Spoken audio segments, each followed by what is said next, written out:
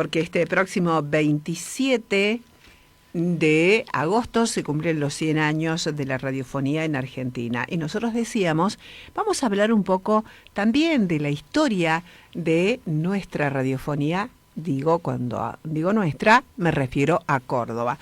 Y por ello vamos a estar en diálogo con Luis Berezovsky, un estimado colega, un querido amigo, que además hace muchísimos años él inició trabajando en las radios de Córdoba, anduvo por varias radios y luego ancló en la trasnoche de lo que es hoy Cadena 3. ¿Cómo estás, Luis? Un gusto tenerte. ¿Cómo estás, Blanca? Buen día.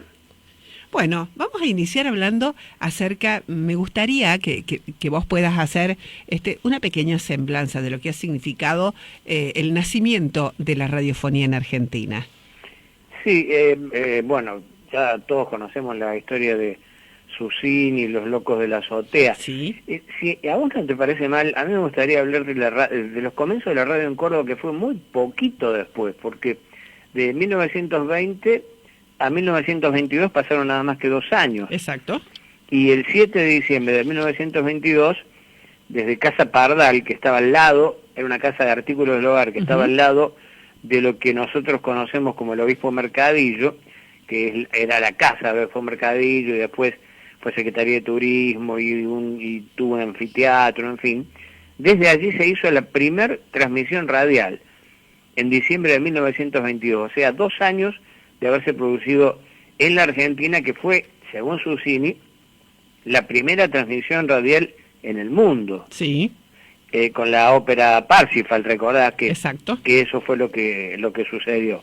Bueno, después, en 1926, se empieza a emitir Y-4, base de lo que después sería LB2, desde el Cine Real. 1926. 26.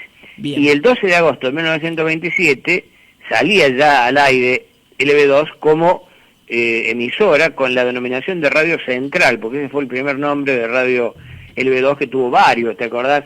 Radio La Voz de la Libertad, cuando fue la Revolución del 55, La Voz del Pueblo, después cuando vino el peronismo, y finalmente quedó como Radio General Paz hasta su desaparición, que lamentablemente ocurrió en este siglo, y que nunca más esa frecuencia fue otorgada a nadie.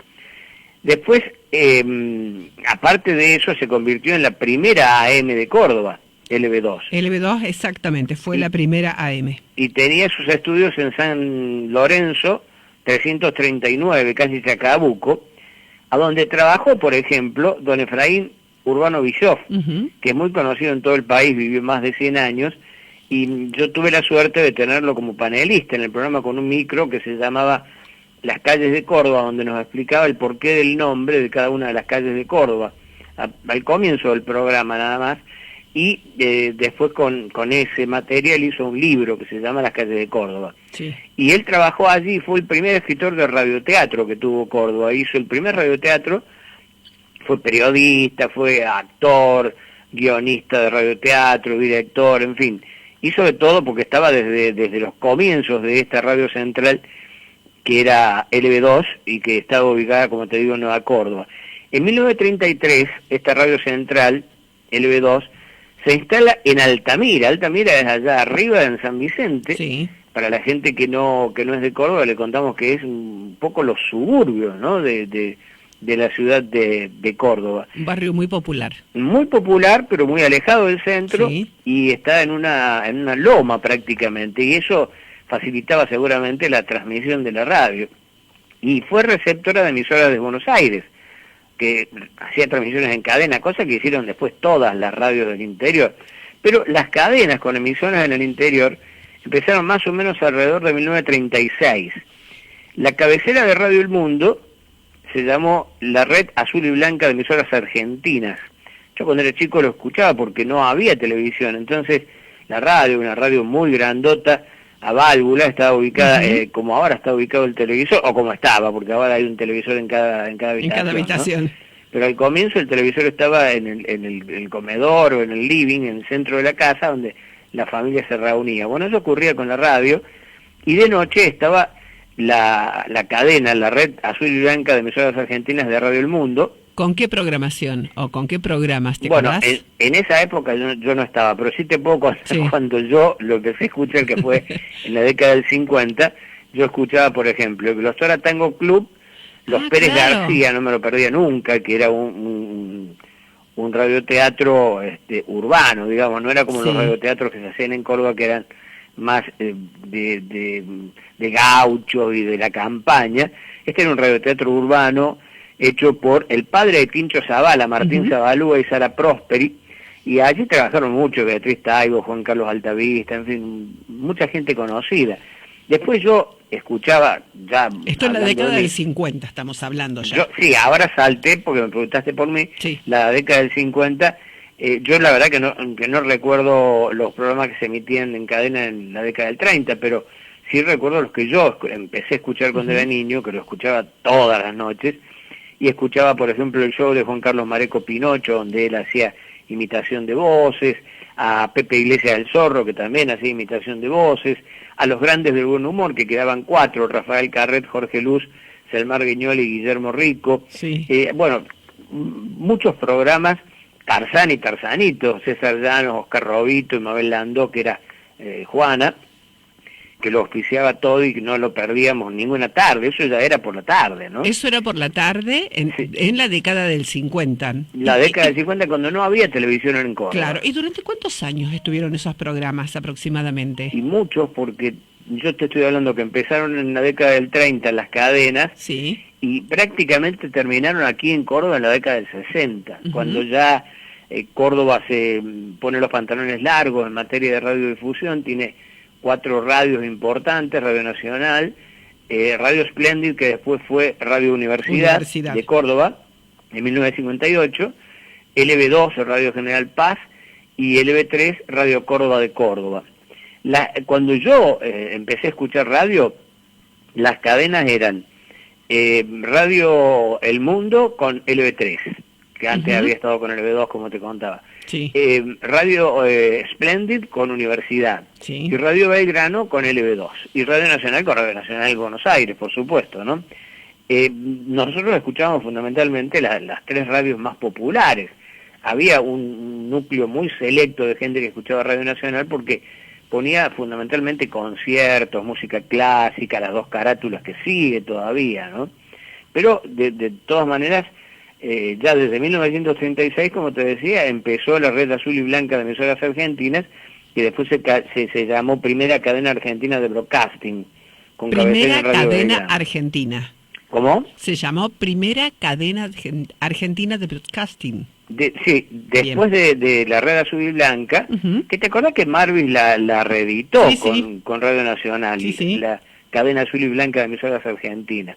Bueno, esta empezó en la década del 30, y después se llamó Primera Cadena Argentina de Broadcasting. Se llamaba Broadcasting en inglés, speaker, el locutor, porque claro, en esa época era la mayoría de los servicios públicos era de los ingleses, ¿no? Tanto radios como de ferrocarriles, teléfonos, en fin, casi todo era de los ingleses.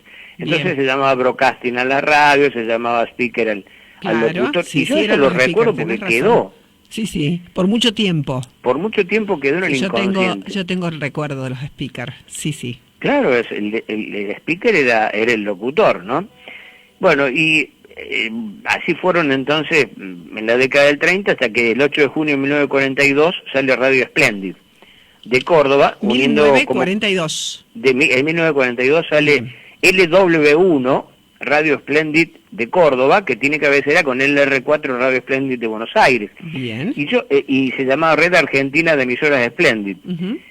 Yo recuerdo que yo tuve oportunidad de hablar en una de mis incursiones fallidas por Buenos Aires para conseguir trabajo con el director de Radio Splendid de Buenos Aires en la década del 80. Era previo a la Guerra de Malvinas. Yo ni idea tenía que eso iba a ocurrir, pero se ve que él sí lo sabía, y me dijo, ¿vos trabajás en Córdoba en radio? Sí. mira, cuando uno está en una trinchera, mejor se queda en la trinchera. ¿Qué pensando? Ese lenguaje bélico, se ve que algo él ya sabía como director de una radio. Bueno, ese hombre era Aníbal Cufré, que era un locutor cordobés, sí, que después fue por años maestro de ceremonia del Festival de Jesús María hasta el día de su muerte, que curiosamente, que hubo otra pandemia en la década del 90, que fue la del cólera, y Aníbal Cufré murió de cólera en un avión en Estados Unidos. Iba a ver a un hijo, ¿no? Bueno, ese Cufré fue uno de los tantos locutores cordobeses que trascendieron al país. Bien. En 1950 caducaron las licencias de permisos precarios a particulares, yo te decía que era de los ingleses, había algunos que eran capitales argentinos, y se nacionalizan las radios. Y se agruparon en las emisoras Splendid, como te decía yo, que era LW1 y El Mundo, que en Córdoba tomaba en esa época LB2. En 1958, el 26 de abril, LW1, Radio Splendid, pasa a manos de la Universidad Nacional de Córdoba. Exacto, es Radio Universidad. Es Radio Universidad como lo es hasta hoy. Claro, que forma parte de los SRT. SRT con Canal 10 y también con 102.3 FM, y también con una radio S24, creo que se llama, que llega a través de la televisión digital. Bueno, ahí vamos a hacer una breve pausita. Sí. Pequeña pausita, ahí le vamos a pedir a Marcelo que nos ponga una cortinita. No, cortinita musical, Marce. Cortinita, yo voy a cumplir con un amigo anunciante y continuamos. Y vamos a ir a la década del 60, si te parece. Ya ¿sí? Llegamos, sí. Bueno, ya llegamos. Un segundo y volvemos.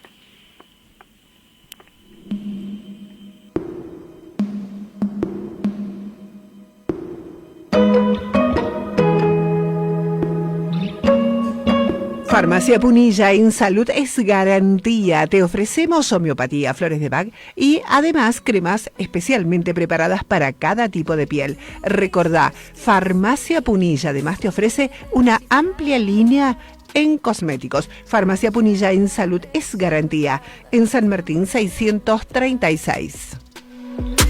Te encantaría que me expresara. Continuamos en diálogo con Luis Berezovsky y decíamos, estábamos hablando del 58 con Radio Universidad. Y vamos a ir, contame un poco de LB3 ahora. Hablamos hasta aquí de Radio Universidad, de Radio Splendid y demás. Contame de LB3. Bueno, LB3 transmitía en cadena durante la década del 50 hasta más o menos el 60 y pico con Radio El Mundo de Buenos Aires, y es a donde se transmitían esos programas, fundamentalmente esos programas que yo te decía, el Glostora Tango Club, a donde pasaban las mejores orquestas de tango, y yo pese a ser chico y muchos chicos de mi edad lo escuchaban. Estaba, qué sé yo, Juan D'Arienzo, estaba Aníbal Troilo, estaba Héctor Varela, estaban las mejores orquestas, o las más populares por lo menos, allí Alfredo de Angelis, en el Glostora Tango Club, y pegadito, esperábamos siempre, porque era por capítulos, Los Pérez García, que era un radioteatro. Pero nosotros tuvimos una quinta radio AM importante aquí en Córdoba, donde se formaron los más trascendentes locutores que tuvieron después las otras radios de Córdoba, como Percy Llanos, Claudio Salinas, Marcos Lombardi, Carlos Aguirre, que se llamaba Carlos Garó, Mario Grasso, que era el que yo no me acordaba, era el que hacía La Aventura del Hombre, fue director de Mario radio, Grasso. Y después director de los SRT, de la Universidad Nacional de Servicio de Radio y Televisión de la Universidad Nacional de Córdoba. Mario Grasso se fue a Buenos Aires, muy conocido en Buenos Aires por La Aventura del Hombre. Después Percy Llanos fue director de Radio Universidad, Claudio Salinas fue animador de Cosquín, Jesús María, el festival más antiguo del país, que es el de Deanfunes, a donde están sus cenizas y con quien tuve el placer de trabajar. Con todos yo tuve alguna relación, los conocí o fui amigo, como el caso de Percy Llanos, o trabajé con Marcos Lombardi, con todos. Los Marchini, que hacían deporte, también empezaron en Radio Municipal, pero Radio Municipal empezó en 1961 y en el 67-68 ya por razones económicas el intendente la cierra. La pretende abrir nuevamente Martí, pero con muy poca potencia, no era ya la frecuencia. El Radio Municipal en el 61, el 68 o 67 era una radio con mucha potencia, que se escuchaba muchísimo. Sí, sí. Y tenía muy buenos programas. Pero lamentablemente la municipalidad no... Y tenía un auditorio donde yo hice teatro, por ejemplo, que era magnífico. Ahora se convirtió en un lugar de la burocracia municipal, ¿no? Lamentablemente. Como tantos otros. Como tantos otros, y todos los auditorios desaparecieron. Las radios se transformaron ahora en pequeños estudios, porque antes cada radio, en Córdoba como en Buenos Aires, tenía su auditorio con escenario y platea, a donde el público iba, porque no había televisión en la década del 50, acá empezó en el 60, Canal 12 en abril, en la década del 50 la gente iba a la radio a ver los artistas y a ver los locutores que actuaban para el público. Y había algunos programas que inclusive lo trasladaban algunos teatros en el interior y los hacían fuera del espacio de la radio, por supuesto, por las características que tenían. Y te digo esto porque había un programa que yo no me acuerdo de qué radio era, Doña Tremebunda. Sí, era de Radio Universidad. De Radio Universidad. Y recorría algunos lugares del país en donde en teatros, bueno, se hacía lo mismo que se hacía en radio. Era de niños, por niños y para niños. Exactamente. Era Doña Tremebunda, Gorgeo se llamaba el programa. Exacto. Bueno, así como eso, yo, el primer locutor que recuerdo, y desde que era muy chiquito, mi mamá ponía la radio muy fuerte y yo iba a la escuela a la mañana para que yo me despertara para ir a la escuela. Era alguien a quien también conocen muchísimo en Buenos Aires, que es Juan Carlos Mesa. Exacto. Juan Carlos Mesa empezó como locutor aquí en Córdoba, era locutor. Tenía un programa que se llamaba El Despertador, empezaba a las 6 de la mañana más o menos, y levantaba a la gente a los gritos, vamos, doña María, don Juan, levántese, y ponía música folclórica fundamentalmente, mucha publicidad, sorteos, en fin, todo eso que entretenía al público y hacía que la gente se levantara de buen humor. Después era libretista también y tuvo un programa muy parecido a lo que después hizo en Buenos Aires, como Los Campanelli, La Tuerca, Mesa de Noticias, que se llamó La Gran Vía, a donde su hermano, que también era locutor de noticias aquí en Radio Universidad, y después se fue a Buenos Aires, y también es muy conocido en Buenos Aires, que es nada menos que Edgardo Mesa, el hermano de Juan Carlos, hacía el personaje central de La Gran Vía, que era una gente que hablaba con tonada cordobesa. Con tonada bien cordobesa. Era un programa cómico, pero con tonada cordobesa. Al estilo cordobés. Bien al estilo cordobés. Y también recorría los barrios y los pueblos. Yo recuerdo haber ido al club de mi barrio a verlos, y bueno, recorría los pueblos también. Otra cosa que hacían eso, otra programación de radio que hacía eso, eran los famosos radioteatros. Cuando no había televisión, los radioteatros pululaban en Córdoba. Estaba Jaime Cloner con Ana María Alfaro, Hugo Maldonado, Alfonso Canqui, Yolili Boa, Mario Mezzacapo, Salvador Patamia, pero había infinidad, un radioteatro tras otro. Pero acá en Córdoba yo creo que el que más resonó y quedó siempre y que ha quedado en la memoria popular ha sido el de Cloner, claro, que era Nazareno Club, el Nazareno Club. Ese fue uno, porque también tuvo Juan Moreira. Claro, yo me acuerdo de eso porque vos fíjate que ha quedado lo que yo te digo. Mira, anoche hacía una nota con uno de los chicos, de los integrantes de los Tequis, con Sebastián, bueno, y él hablaba de la radio y fíjate de lo que se acordaba, de los radioteatros siendo muy pequeño. Claro. ¿No? Y se acordaba de Nazareno Cruz, y el Lobo. Bueno, eso se hizo en todo el país. Claro. Era tan importante que Leonardo Fabio, que su madre era autora de radioteatro, Laura Fabio, hizo una película sobre Nazareno Cruz y el Lobo con Alfredo Balcón, Juan José Camero, en fin. Hizo Juan Moreira, que también se hizo en radioteatro con Rodolfo Bebán. Exacto. Después estaba el León de Francia. Mira cómo se fue intercalando, ¿no?, con los actores en estos radioteatro y la importancia de la gente sentada escuchando la radio. Sí. Pero eso después, como vos dijiste, hacían giras por el interior. Entonces la gente iba, más o menos cuando iban por la mitad de la novela, que eran capítulos, la gente estaba desesperada por saber cómo sigue, cómo termina. Entonces ahí estaba el negocio. Era la serie de Netflix de hoy. Claro, entonces iban, hacían la obra completa, por supuesto sintetizada, de 1 hora y pico, y cobraban entradas y había cola. O si no iban, me contaban ellos, tanto Canqui como Ana María, como Hugo Maldonado, iban a lugares perdidos en el campo. Dice, pero ¿quién va a venir a vernos acá? No había nada. Ponían un acoplado de camión como escenario, unos faroles de luces, y empezaban a llegar tractores, caballos, sulky, iba gente todo el bicicleta. mundo. Se llenaba, Sí, sí, se sí. llenaba. Y querían ver lo que ellos escuchaban por radio. Esa era, digamos, la magia, La ¿no? magia, Porque sí. una cosa era escucharlo y otra cosa era ir y verlos a los actores, ¿no? Bueno. Y eso daba lugar a cosas muy graciosas, como por ejemplo que le pegaran al malo, que lo odiaban al malo, entonces el público no podía salir del malo, porque el actor que hacía de malo sufría a veces esas Claro. consecuencias, o que la actriz, si era la primera actriz que hacía de damita joven, linda, y no lo era, tenían que cambiar de actriz para la representación, digamos, ante el público. Qué hermosas historias. Bueno, breve pausa nuevamente y volvemos con el tercer segmento, que vamos a hablar de la importancia de la radio ya en los festivales. Y ahí Bueno. vamos a hablar de nuestro festival, ¿sí? Vos tenés algunas anécdotas también para contar Sí, del trabajo de las transmisiones desde aquí, desde la ciudad de Cosquín, ya instalado el Festival Nacional de Folclore a partir del 61. Breve pausa con cortinita musical, Marce.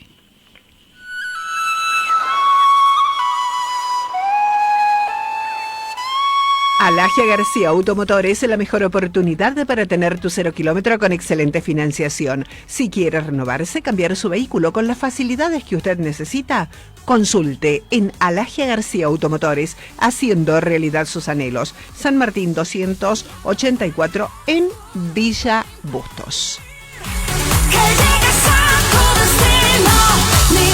Continuamos en diálogo con Luis Berezovsky y ahora sí nos internamos a partir de la década del 60, cuando las radios comenzaron a ir a transmitir, a hacer la cobertura de los festivales más importantes de Córdoba. Jesús María y el Festival de Dianfunes, bien dijiste vos, también en su momento fue brillante y las radios enviaban allí a sus corresponsales para hacerlo, y el Festival de Cosquín.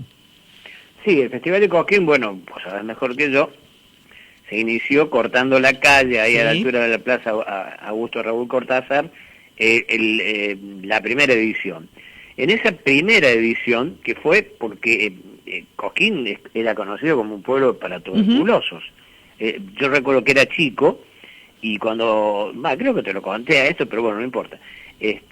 Paramos una vez con mi padre, veníamos de Capilla del Monte, paramos a tomar un café en un bar en Cosquín, y cuando se dio cuenta que era Cosquín nos fuimos. Sí, me lo habías contado, sí. Tenía esa fama, lamentablemente, entonces había que cambiarla.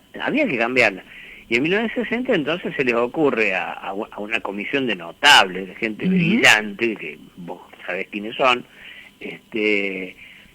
bueno, que permanentemente hace alusión a ellos. Entonces, esta gente, que eran notables del pueblo, dijeron, bueno, tenemos que inventar algo para que Cosquín sea otra cosa, para que Cosquín tenga una atracción turística. E inventan el festival, que lo hacen en medio de la calle. Los primeros animadores que van, el maestro de ceremonia se llamaba Ricardo Smider, un locutor de Córdoba, que era tan buen animador de festivales que animaba todos los festivales, porque era ideal para eso. Fue el primero que gritó, aquí Cosquín, capital del folclore, que fue idea de Roberto Maidana, el periodista de Buenos Aires, pero que su madre vivía en Cosquín. Exacto.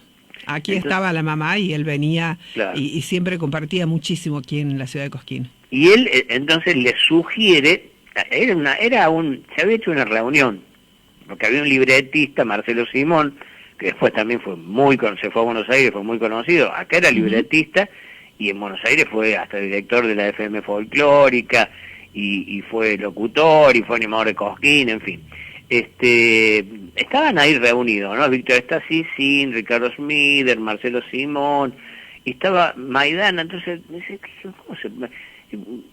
Y a este hombre se le ocurre, aquí Cosquín, capital del folclore. Y el primero que la grita es Ricardo Smider, que lo hace por años, hasta que aparece Julio Maruiz, que también era cordobés, pero se había ido muy chico de aquí, de... ¿Cómo se llama el pueblo donde las miren? Bueno, yo no me voy a acordar. Bueno, entonces era Víctor Estacicín, locutor comercial, que era un locutor de mucha trayectoria, fue el primer locutor que apareció en Canal 12 en abril de 1960, cuando empieza la televisión la primera televisora privada del interior del país, Canal 12 de Córdoba, y la primera televisora del interior del país, ni pública ni privada. No, digo mal, la primera televisora privada del país, antes que el 9, que el 13 y que el 11. La primera televisora privada de todo el país, hasta incluyendo Buenos Aires, que tenía solo Canal 7, que era estatal.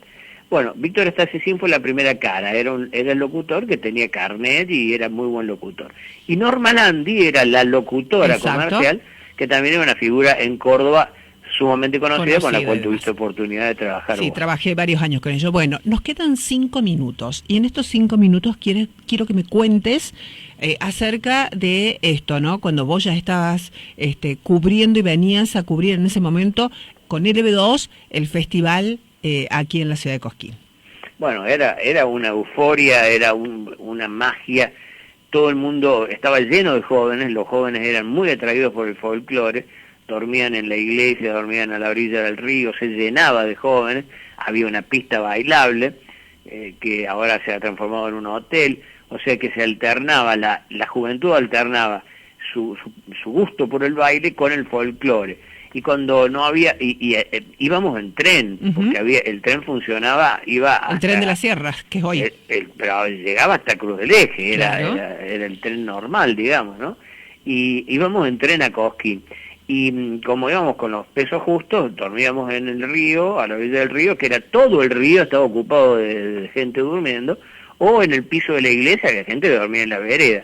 Y a determinada hora, cuando ya el público empezaba a irse, dejaban entrar gratis, entonces ahí entrábamos los jóvenes gratis, pero actuaban de nuevo los grandes, claro, los Chalchaleros, los Fronterizos, el Chango Nieto, Hernán Figueroa Red, volvían a actuar todos esos grandes, se quedaban hasta tarde. Que fue después cuando se hizo las famosas cacharpayas, ¿no? La cacharpaya que animaba el Tuna Esper. El Tuna Esper, exactamente. Claro. Sí, bueno, pero todo esto se transmitía, los números principales, lo que yo te decía, ¿no? Transmitían las emisoras de Córdoba para la gente que no venía a Cosquín, y en ese momento todo el mundo escuchaba las radios, porque escuchaba los festivales más importantes, porque escuchaba a todos los folcloristas más importantes del país a través de la radio. ¿Sí? Claro, era la cadena latinoamericana del folclore. Que se transmitía directamente desde el escenario con publicidad incluida, que la hacía Tito Paz, y Norma Landi primero y Cli Suárez después, recuerdo. Que era la cadena latinoamericana del folclore, nombraba uno por uno todos los países a los cuales llegaba, y las emisoras, porque ahora, bueno, se ve por televisión, lo ponen como zócalo, como subtítulo a los nombres para no perder tiempo. En esa época yo recuerdo que se nombraba una por una, y estaban mucho tiempo nombrando emisoras, porque eran muchísimas. Perú, Bolivia, Paraguay, qué sé yo. Bueno, yo recuerdo también que se realizaba una actividad cultural muy intensa, que yo tuve oportunidad de participar, aparte de cubrirla, participar como disertante. Se hacía un seminario de maestras de frontera, donde venían maestras de Formosa, de Misiones, del sur, de todas partes del país, y se daban distintas materias, distintos seminarios, breves, pero se daban, y aparte de la muestra de artesanía y todo lo que habitualmente se sigue haciendo. Lamentablemente el seminario de maestras de frontera creo que no se hace más. No, ahora no se hace. No se hace. Bueno, yo recuerdo que cuando cubrí también eso, y cubría el pre-Cosquín, ¿no? Claro. Que se hacía allí en la misma plaza, que lo animaba, antes del festival. ¿Cómo? Antes del festival. Claro, una semana antes era, que lo animaba Claudio Salinas. Recuerdo que, bueno, fue el animador oficial de, como te decía, de la fiesta de la tradición del norte cordobés de Deán Funes, y el que animaba fundamentalmente el Festival de Jesús María era Aníbal Cufré, el maestro de ceremonias hasta que se murió, durante muchísimos años, que lo escribía a los libretos Marcelo Simón o Miguel Ángel Gutiérrez, según la época, ¿no?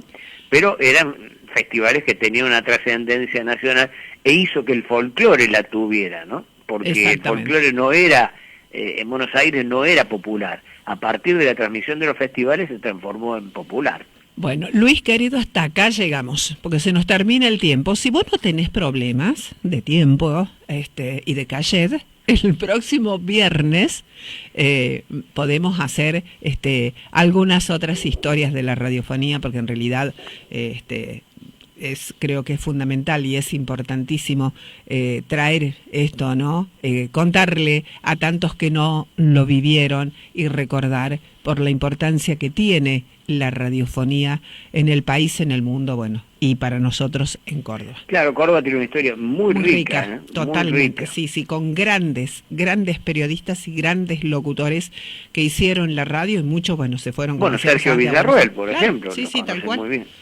Así que bueno, por hoy quiero agradecerte. Bueno, sí. De calle va a tener que hablar con mi representante. Bueno, muchísimas gracias, Luis, y vemos si el viernes podemos continuar. Dale, gracias, muy amable.